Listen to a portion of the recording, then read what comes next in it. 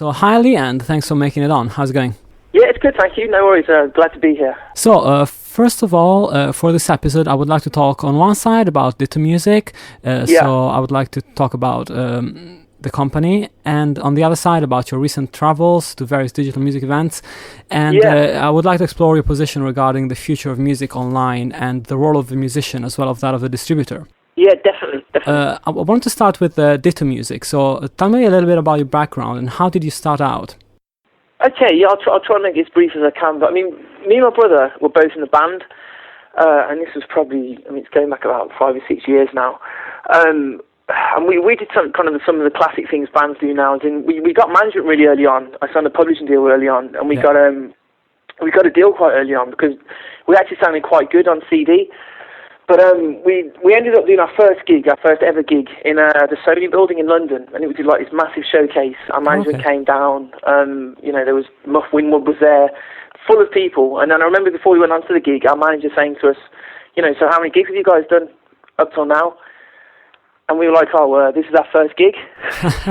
and it just went downhill from there, really. It was probably the worst gig I've ever been to. Unfortunately, I was part of the gig, so that wasn't great. But we just kind of didn't get it. I remember doing, we did gigs with Razorlight, we did gigs with a lot of bands, and we still didn't even claim our PRS back because no one really told us what PRS was.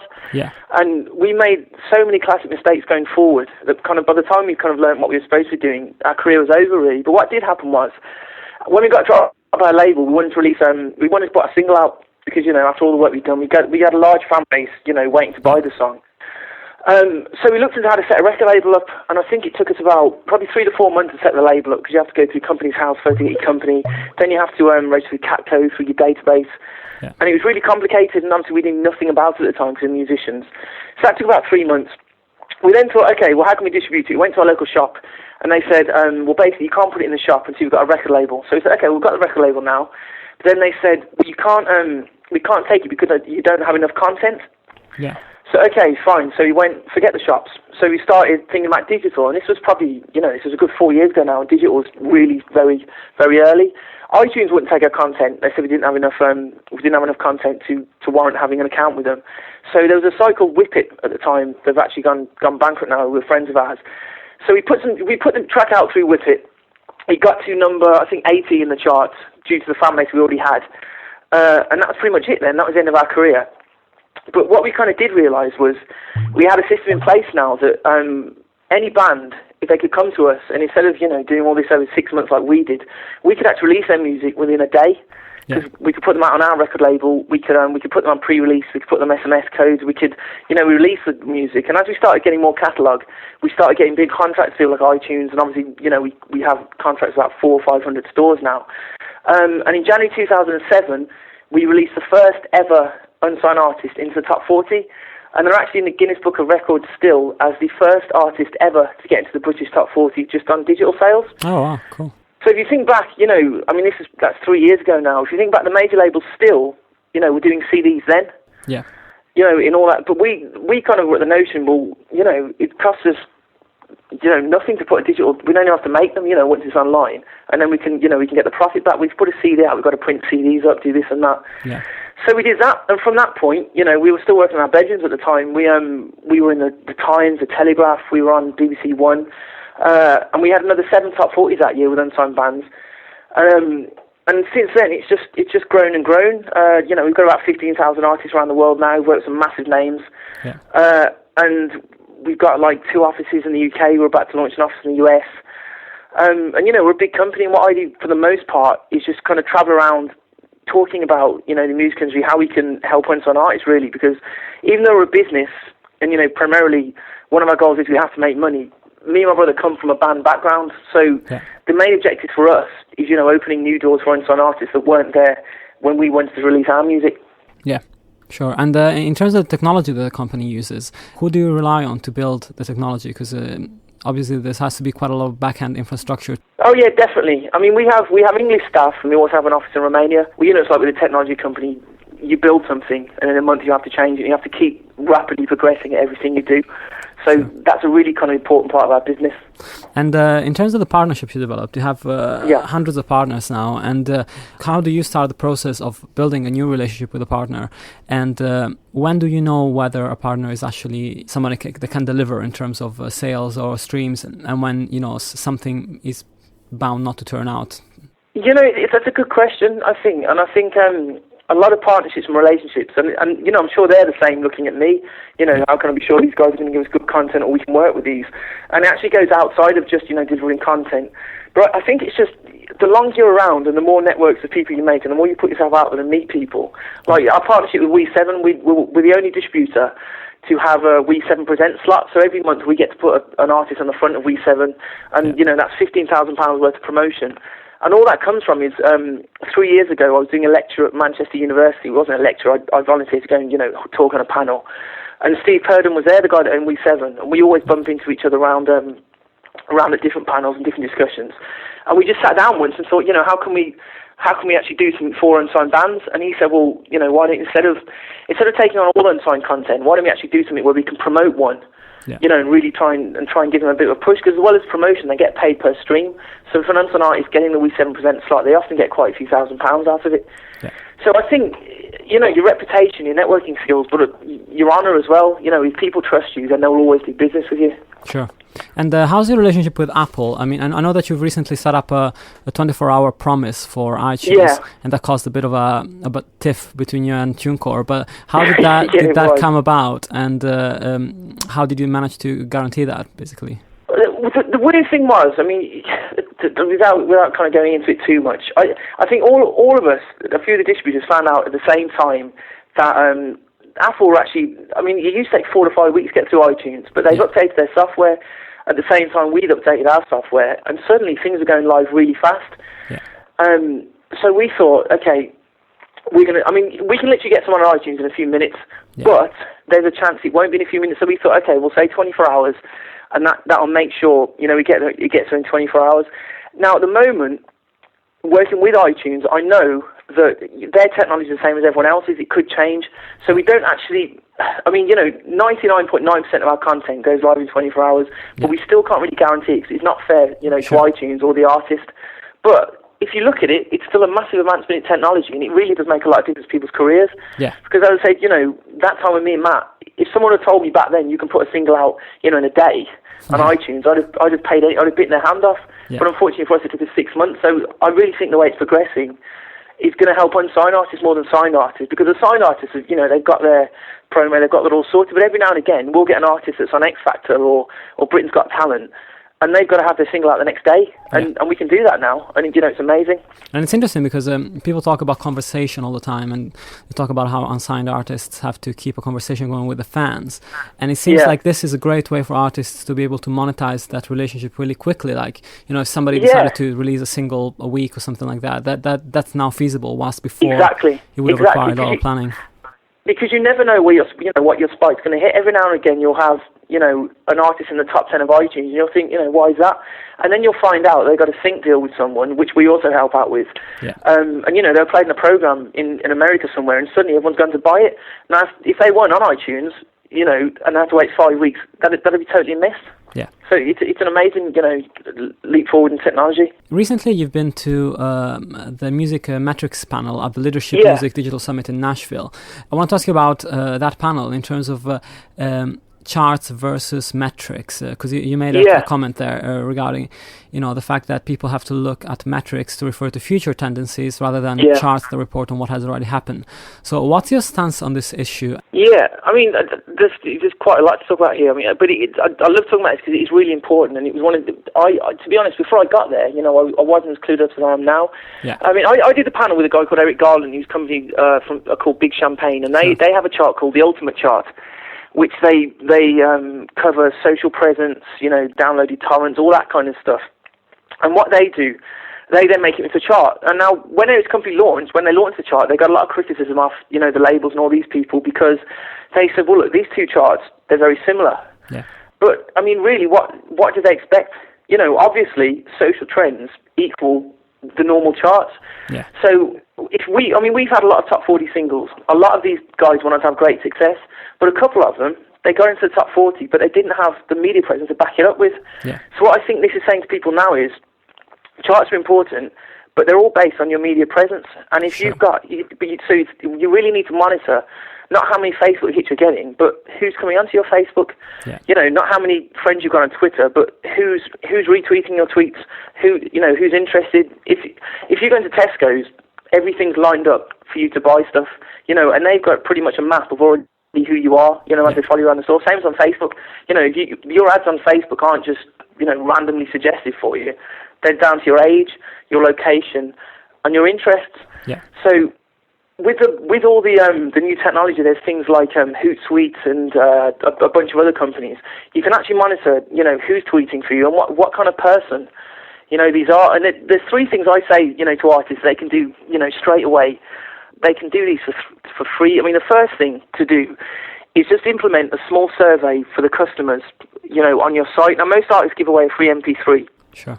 So when they give away the free MP3, obviously you want to get the email address, but also just take, a few questions out to find out how they got onto your site. Yeah. What are the kind of music do they like? What is sort of about your artwork? Don't be too intrusive, but try and find out a bit of extra information about these people and try and drop a map of who actually is listening to your music, and then you can listen to who they are and work out how to sell to them, because it may not be they want to buy your music, but you can find out what town they're in. Yeah. And there's also the thing that other people's music actually sells better. For example, if you were on your website, if you sell someone else's music through your website, a lot of times that will sell a lot better than your own music. And it's because recommendation, from someone else is a lot stronger than recommendation for your own stuff. Sure. So look at other people's, fan bases, and then start to work with those two and affiliate, because that's what businesses do. Business is all about affiliation. Yeah. And the music industry is no different. So, start to look at that as well. There's also, for free, you can use Google Alerts. That's another great thing. I mean, all you've got to do is sign up to Google Alerts and find out when people have mentioned your band, and then, follow that along. Yeah, sure. And these are all free tools. I said there's other, paid tools like Hootsuite or a bunch of others I can't actually remember the name of now, but these are all really simple things that the bands really need to start doing as fast as possible. And I was on a panel recently. We were talking about the effect of social media and which social media artists should use. And I'm kind of a big believer that a social network is only as good as the kind of people that are using it, and as relevant as the music the band is making, basically. So as MySpace will only work with some bands, and Facebook will only work with some bands. So what is your viewpoint on it, also in terms of the artists that you have on Ditto? Am I wrong, or is there a social network that is prevalent now in helping artists? I mean, the thing is, I think at the moment that it's still quite stagnant in the fact there isn't one main. MySpace used to be the main social network for artists, and that was it. But now, there are loads. Obviously SoundCloud is quite a big one. Bandcamp, all these different things. But I think the whole, even Spotify, classes as a social network now, because people can kind of, ping music back to each other and recommend music. There's also Mflow. Yeah. To me, the first thing I'll do in a band is, to be on as many of these as I can. Because obviously, people always say, I haven't earned much money from Spotify. But if you take your Spotify revenue and then you add it to revenue made from, iTunes, from Grooveshark, maybe you've made some money from Bandcamp, all these other things, then you can start to build up, a decent portfolio of income. Yeah. So, like you say, it is kind of an open-ended question, because it really is down to which one works for you. Yeah. But never spread yourself too thin, and, definitely try it, because they've all got the benefits.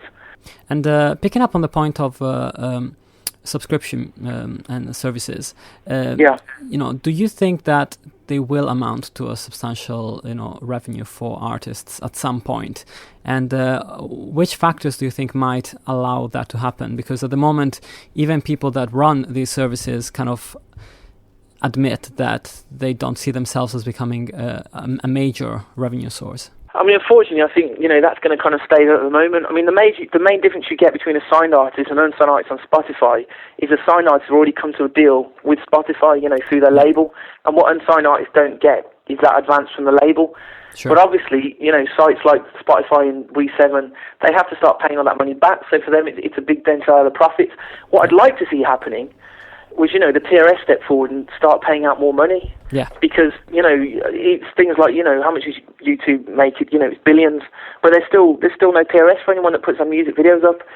So what'd be great is if, you know, the PRS, which I know does have a lot of income, and, you know, there's millions, tens of millions spare each year that probably goes back to the major labels because people don't claim it. Yeah. What'd be great is if they could work out, you know, and share that out to the rest of the artists. But, you know, I can't see that happening anytime soon, but we are constantly putting pressure on them to you know, to come forward with that. So I don't think it will come from the site. It'll come from another avenue. Yeah, sure. And I wanted to talk about free versus paid, because naturally Ditto is a company that distributes music on services that are monetized in one way or another. Do you think free is an inevitability, or do you think that people will keep wanting to pay for music? Yeah, I mean, when I wrote that article on Hypebot, and it quoted me as saying, you know, music is free, and that's the end of the argument. Yeah. What I kind of meant was, if I'm in a band and you want my music, I know that you can go and get it for free. Yeah. But that doesn't mean you're going to get it for free. You know, if we like each other and you like me as a, you know, as a brand, I know you will go and purchase it. Yeah. But you know, there's other things. You know, if you look at what Pledge Music are doing now, they've got like if you go on an artist page, they have about 20 other things that they sell. Yeah. They sell, you know, T-shirts. They'll sell, you know, dinner with the band, the private concert, all these other things. And the last thing any of us want to do is go to another panel. I'm sure you've had this, and talk about piracy and how we can combat music and pirate. It's done. It was done in 2001. Yeah. You know, that argument is completely stone dead. So let's just, you know, forget that and work out how we can make other parts of money. I know that, you know, if you're a fan of my band and I had something on iTunes, you buy it off iTunes. Yeah. Because, you know, if you've developed a relationship. But if someone downloads it for free, let's make sure if they download it for free, it's encoded with the right name of the track. It's encoded, you know, with the lyrics and as much information we can give them. And let's try and sell them something else. So basically what you mean is that music is free is a statement of fact, because it is. I mean, any half successful band will have their tracks on BitTorrent at some point or another. But what the bands have to do is then work in order to have people want to buy the music or to buy whatever else they're selling. Yeah. Exactly. Yeah. Because people are good. You know, as far as I can tell, a high percentage of people, even though they can get it for free, will always buy their music. You know, so they just need to cultivate and develop a good relationship with their fans. You know, and I mean, I had this argument on a panel a few weeks ago, and a guy was just fascinated by, you know, his music was getting torrented thousands of times, and everyone in the room was like, you know, I'd love if it was getting torrented thousands of times. And then there was another guy in the room who said, look, we've got our music, it's free on our website. We do a vinyl, we do a limited edition vinyl, we do a CD, it's on iTunes. And they said, actually, we do make quite a lot of money, even though it's free. Yeah. We offer it on every format going. It's on Spotify, it's on all these other things. Yeah. And these small pockets of money build it up. They're not wasting their time sitting around worrying about people pirating it. And what do you think about the structure of the music industry? Do you think it will drag on being as it is for quite a number of years from now, both in terms of, you know, formats, you know, digital or physical, and in terms of structure, or do you think that the change will be quite sudden? Yeah, I mean, we were talking about this today. I mean, if you actually look at the rate that the music industry changed over the last 3 years, 3 years ago, digital singles still weren't even chart eligible. Yeah. You know, and if you look at how fast, you know, EMI's gone into demise since, people have lost jobs and everything's gone, I think it's going to happen, you know, sooner rather than later, and all of us are sitting around trying to predict what's going to happen. Yeah. But, you know, while we do that, someone else is just going to encode the next masterpiece and it'll go in a different direction. But what we definitely do know is the old model is dead. So that's it. So the best thing all of us can do is try and look forward and, you know, try and make something cool out of the new model. Yeah. You know, that's why I love what I do. What I do, you know, for a living, and my company that helps loads of artists, you know, release music wouldn't have been around 4 years ago, but it is now. And because I'm keeping ahead of, you know, the game and trying to keep up with trends, we always will be. And we'll always be able to try and offer people, you know, new services. And in terms of the artists and helping artists, you know, achieve what they're setting out to do, you know, now you have the artist and you have, you know, you as a distributor. But for an independent artist, if they're not particularly good or, you know, particularly, if they don't have enough time to deal with everything on the promotional side, who do you think is the best person to help them? Is it a PR guy or is it management? It's kind of a never-ending question, isn't it, really? If they get the right PR guy, it's the right PR guy. If they have the right manager, it's the right manager. But I'd say 9 out of 10 times, it's the wrong people. Yeah. And really, you know, the best thing they can do is do it themselves. But, I mean, the problem is, you know, there are no shortcuts. Sure. If we used to do a lot of, you know, PR for bands, and we still do, you know, PR for them, but not on a professional level, because 3 years ago, there was literally a few unsigned artists releasing a single a week, and we could get them press and this and that. But now, if you think we're doing up to 500 releases a week, how you can't physically gain interest from all these people. Yeah. But what you can do, in every sense, when a label looks at you or anyone looks at your magazine, they're going to go straight to your social media, and check your presence. So that there's no real shortcut around that. You can't buy Twitter followers and you can't buy Facebook followers. And if you can, sometimes they're not real. Yeah. So, if you can build up 100 fans, real fans on Facebook, that's more important than having, 50,000 fans on MySpace. Yeah. So I think once you've got all that in place, then start looking for the right PR person or, maybe the right manager. But you've got it, there's no shortcuts to it. Sure. And finally, I want to end with the hardest question, I guess. So where do you see Ditto being in 5 years' time? It's an exciting question because, who knows what's going to happen. All I know for the moment is, obviously we're opening an office up in the States in January. Then I'm going across to Australia to look at their market. Yeah. The digital distribution, it's kind of, we've got all that in place. We offer it to artists. We do a great service for artists. And we do loads of other things. But for me, that's in place now. It's done. It's there. And I want to move forward and, open doors for artists they didn't have. Yeah. Whether it's television opportunities, radio opportunities.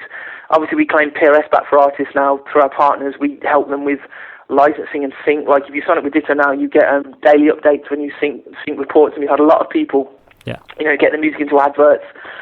And that's just something that came about because we were trying to work out, new revenues, revenue. Because when you've got a catalogue of thousands of tracks, let's use those thousands of tracks. I don't want them just sitting there. Yeah. I want to get out there and try and get some value out of them. So for me, doing what we're doing now, and I'm sure you're very much the same. I spend most of my time around the world speaking about this, mainly for the fact that I can get more information and try and come at it from an unsigned point of view. Sure. I mean, the interview I did in Hypebot was great because most of the other people they interviewed were from major labels, and 5 years ago a company like us wouldn't have been asked, but now it's we're seeing we get a lot more recognition. We're being seen as a lot more important, which means unsigned artists are getting the same recognition, which is great. It's fantastic. Well, thank you very much. It was great talking to you, and I look forward to seeing the development of Ditto in the coming years.